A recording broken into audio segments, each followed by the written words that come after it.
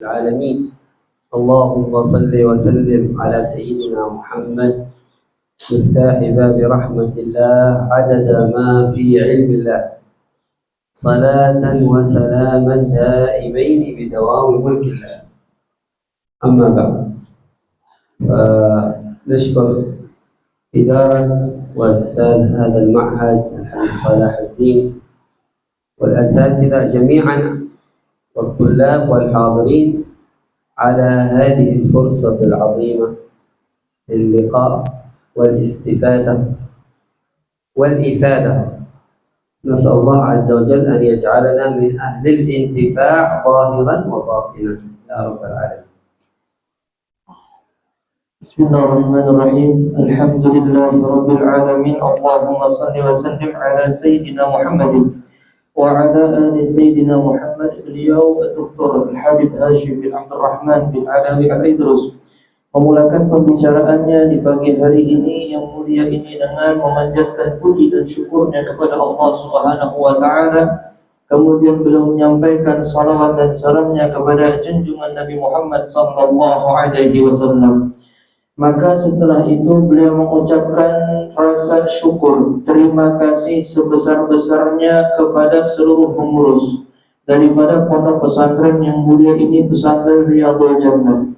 Lebih-lebih kepada Al-Habib Salahuddin dan juga para guru-guru yang telah mengajar di tempat ini, dan kepada seluruh santri baik yang laki-laki maupun yang perempuan, atas kesempatan yang mulia dalam pertemuan yang agung ini yang diniatkan untuk mengambil faedah dan saling memberikan kemanfaatan kepada yang lainnya. Semoga Allah Subhanahu wa taala menjadikan kita daripada orang-orang yang mengambil manfaat.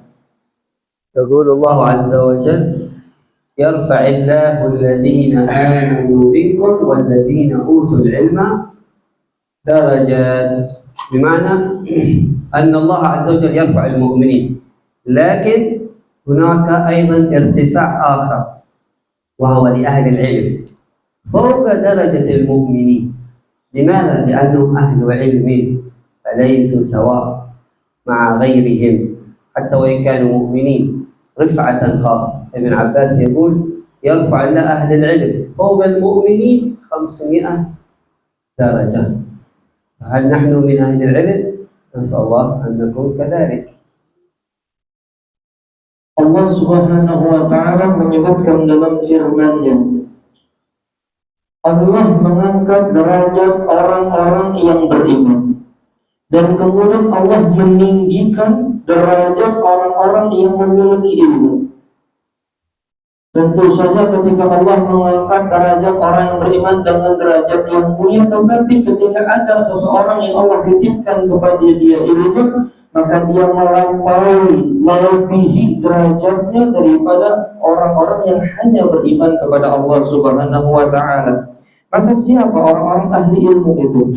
Maka beliau sampaikan, orang-orang yang Allah berikan ilmu tersebut tidak dinaikkan derajatnya dengan derajat yang sangat tinggi, sampai-sampai Imam Ibn Abbas, orang sahabat yang sangat mulia, mengatakan derajat antara orang yang beriman dengan derajat orang yang dititipkan kepada dia ilmu itu memiliki ketinggian 500 derajat lebih tinggi.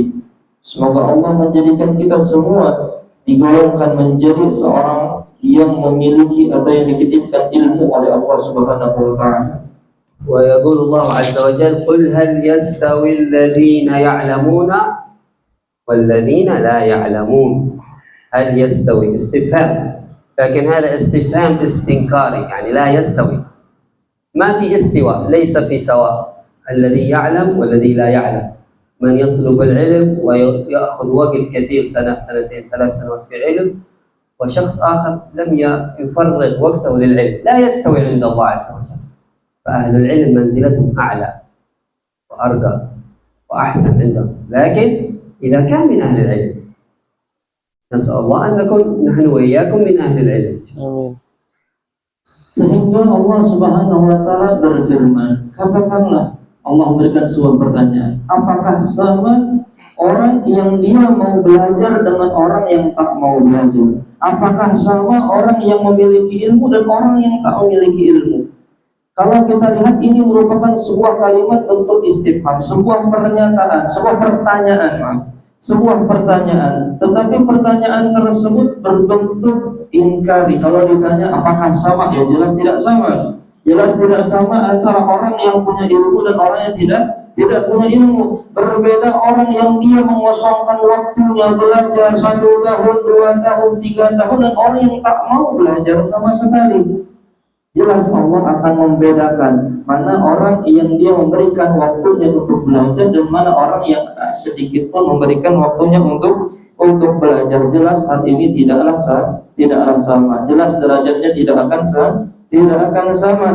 Semoga Allah menjadikan kita daripada golongan orang-orang penuntut ilmu tersebut. فهل أنتم من أهل العلم؟ علشان هذه الآيات كلها وفضيلة أهل العلم كثير أحاديث في فضل أهل العلم، كثير عشرات مئات الأحاديث في فضل أهل العلم، لكن هل كلها تنطبق علينا أنتم؟ إيش صفات أهل العلم؟ يلبس كوفية وقميص؟ لا، صفاته العلم هو في القلوب، فالعلم محله ليس في الجسد ولكن محله في القلب. فمن كان قلبه معمور بالعلم، من كان قلبه معمور بالأخلاق، كان قلبه معمور بالخشية، هذا من أهل العلم. الله يقول في القرآن: بل هو آيات بينات فين؟ في ألسنتهم، لا، في صدور الذين أوتوا العلم. آيات بينت في الصدور، داخل في صدرك. فإذا حل القرآن في صدرك والعلم في صدرك فأنت من أهل العلم. في صفات يمكن نذكر بعضها. Maka setelah kita mengetahui kedudukan yang amat agung tersebut, beliau bertanya, apakah kita ini termasuk golongan penuntut ilmu apa bukan? Apakah kita ini layak dikatakan ahlul ilm atau bukan?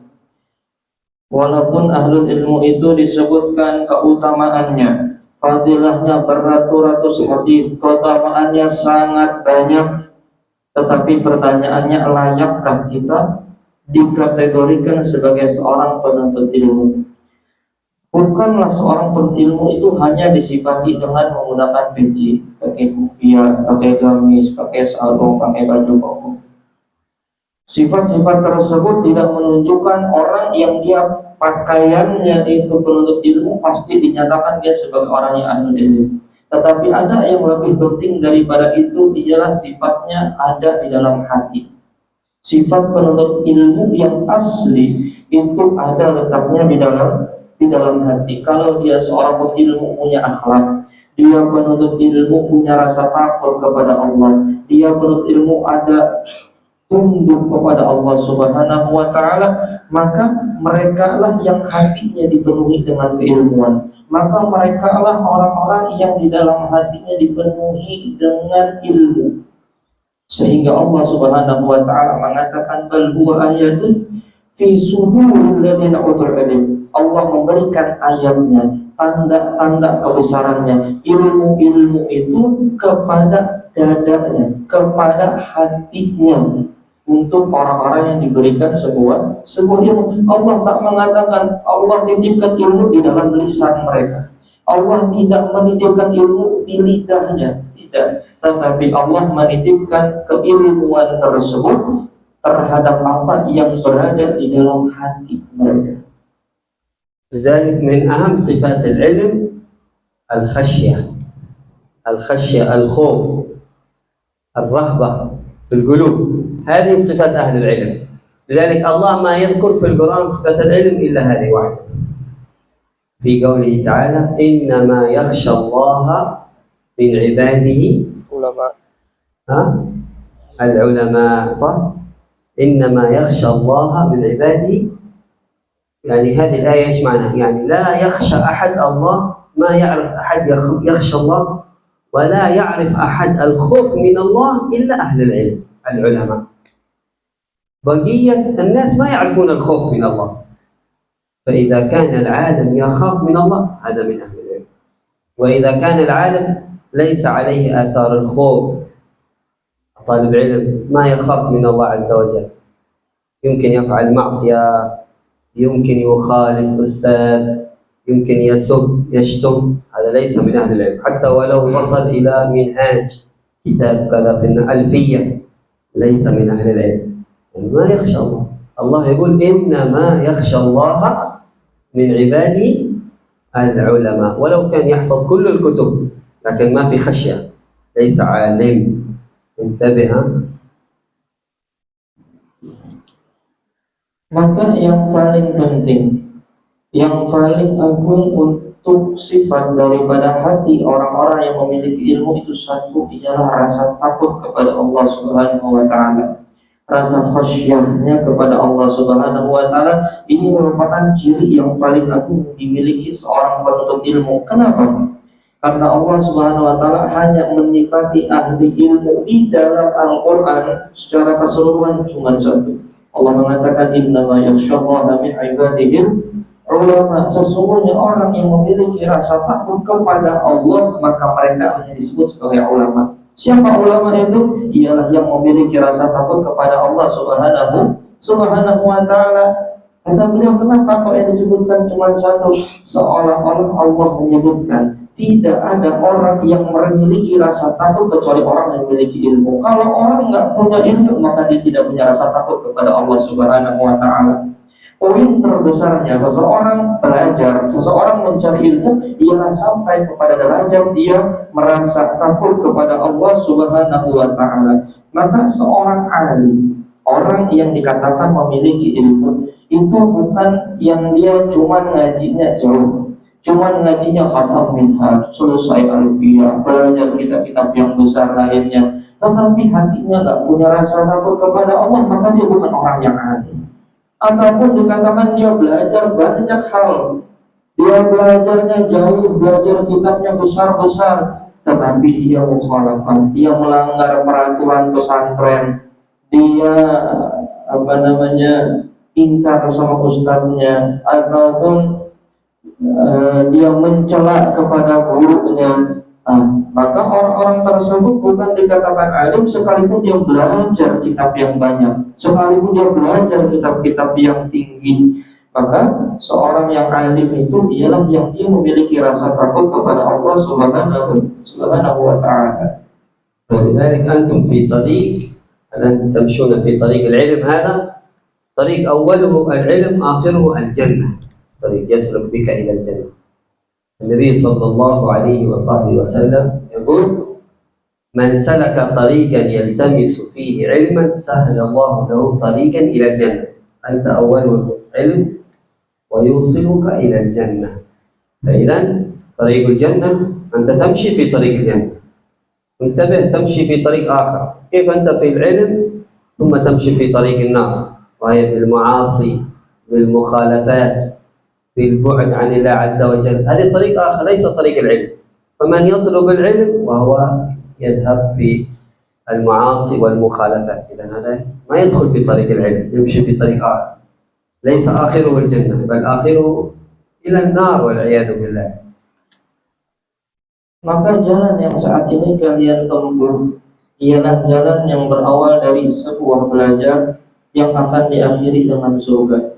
Membenarkan apa yang dikatakan Nabi SAW, barang siapa yang dia belajar, menempuh perjalanan belajar, maka Allah akan mudahkan jalan dia untuk sampai kepada surga.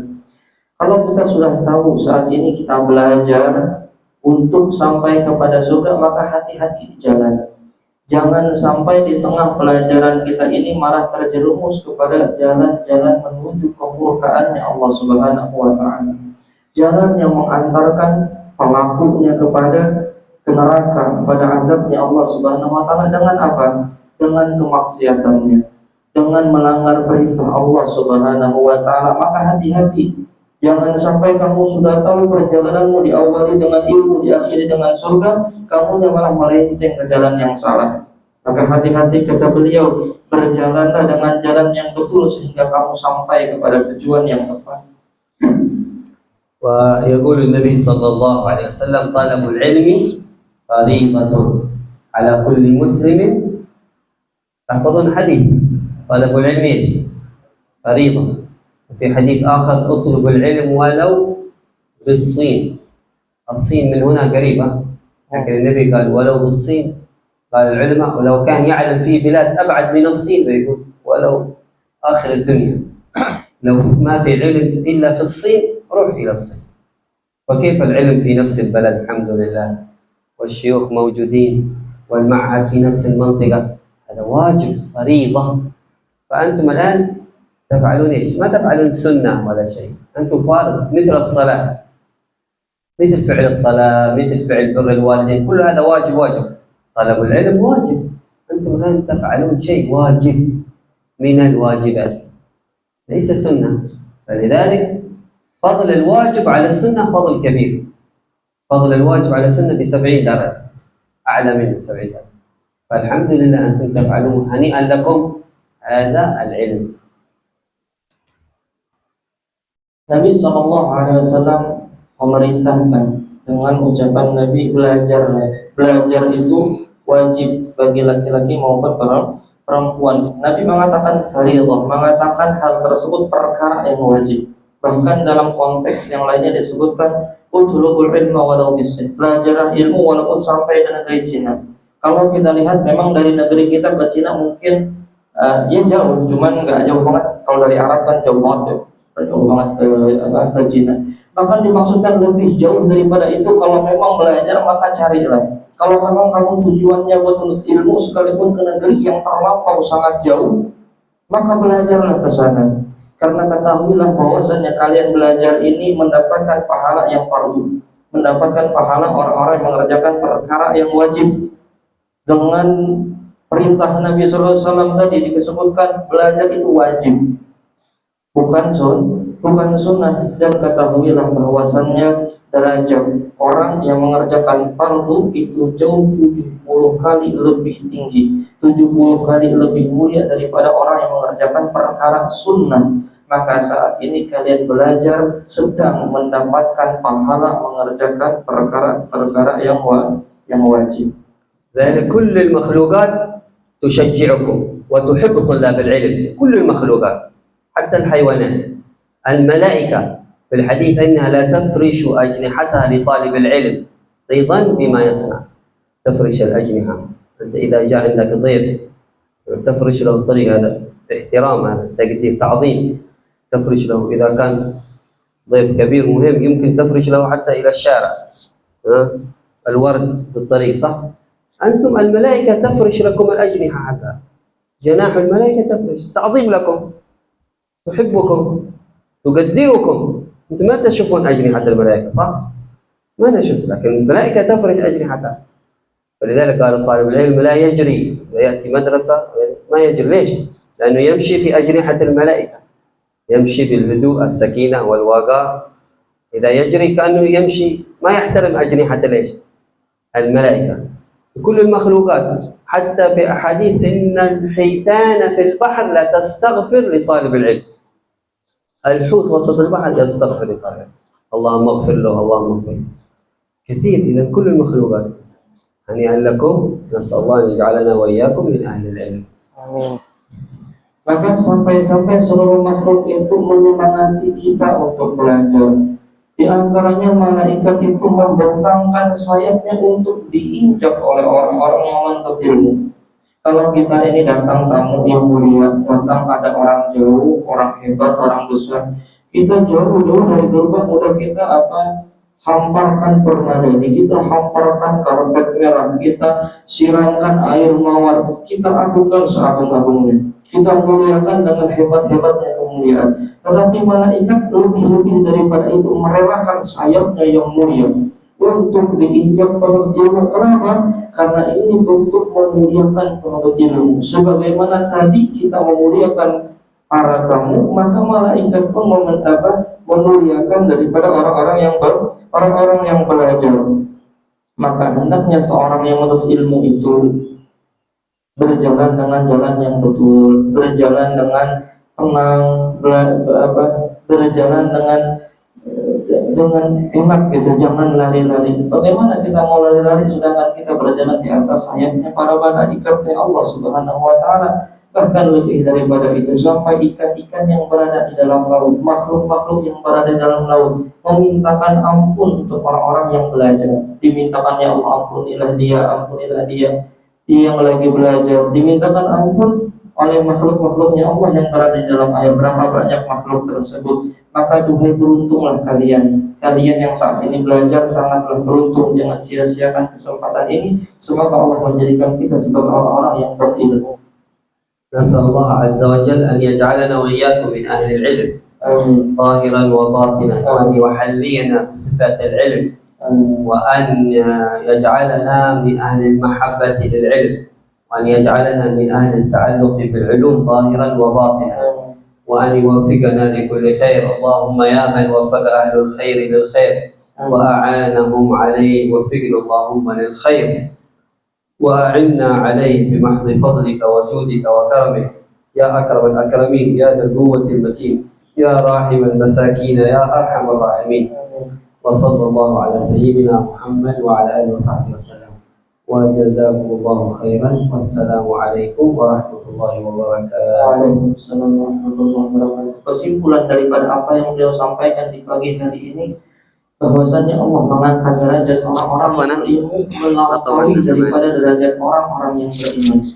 Yang kedua, barometer seorang penuntut ilmu itu bukan ditentukan oleh pakaiannya, namun ditentukan oleh hatinya, sebagaimana Allah menyebutkan bahwasanya penuntut ilmu, ahli ilmu itu Allah berikan, dititipkan ilmu itu yang berada di dalam dada mereka ataupun yang berada dalam hati mereka. Ketiga, sifat yang paling penting yang dimiliki seorang penuntut ilmu ialah rasa takutnya kepada Allah Subhanahu wa Ta'ala, sebagaimana yang telah Allah sebutkan di dalam Al-Quran. Yang keempat, bahwasannya penuntut ilmu memiliki kemuliaan yang sangat agung, maka gunakanlah kesempatan itu dengan sebaik-baik mungkin, jangan sampai disia-siakan. Mudah-mudahan Allah menjadikan kita sebagai penuntut ilmu yang betul. Mudah-mudahan ada manfaatnya. Wassallallahu ala sayyidina Muhammadin nabiyil ummi wa ala alihi wa sahbihi wa baraka wa sallam. Walhamdulillahi rabbil alamin.